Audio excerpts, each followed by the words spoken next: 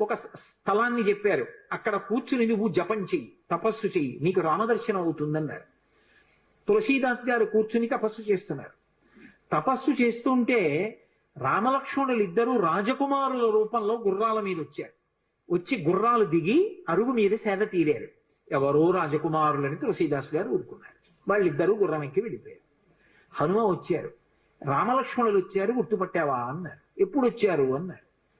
అయ్యో, ఇద్దరు రాజకుమారుల వేషంలో వచ్చారయా, నువ్వు గుర్తుపట్టలేదు, వెళ్ళిపోయారు అన్నారు. ఎంతో బాధపడ్డారు. మళ్ళీ సాధన చెయ్యన్నారు. మళ్ళీ సాధన మొదలుపెట్టారు. మళ్ళీ సాధన మొదలు పెడితే కొన్నాళ్ళు అయిపోయిన తర్వాత చిన్న పిల్లవాడి రూపంలో రాముడు వచ్చాడు. గంధం తీస్తున్నారు తులసీదాస్ గారు రామచంద్రమూర్తికి అనులేపనం చేయడానికి. చిన్న పిల్లవాడి రూపంలో వచ్చి తాతా తాతా నాకు గంధం ఇస్తావా అని అడిగాడు. ఇది రాముడి కోసం రా, పో అన్నారు తులసీదాస్ గారు. మళ్ళీ పొమ్మంటున్నాడు రా రాముడు వస్తే అని హనుమ వెంటనే పంజరంలో చిలక రూపంలో వచ్చి పాట పాడాడు.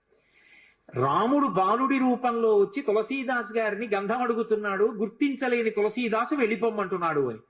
అది విన్నటువంటి తులసీదాస్ గారు వెంటనే పిల్లవాడి కాళ్ళు పట్టుకుని పిల్లవాడి కాళ్ళ మీద పడ్డారు. పడగానే రామచంద్రమూర్తిగా దర్శనమిచ్చారు. దర్శనమిచ్చి, తులసీదాస్, నా పేరు మీద నువ్వు రామాయణాన్ని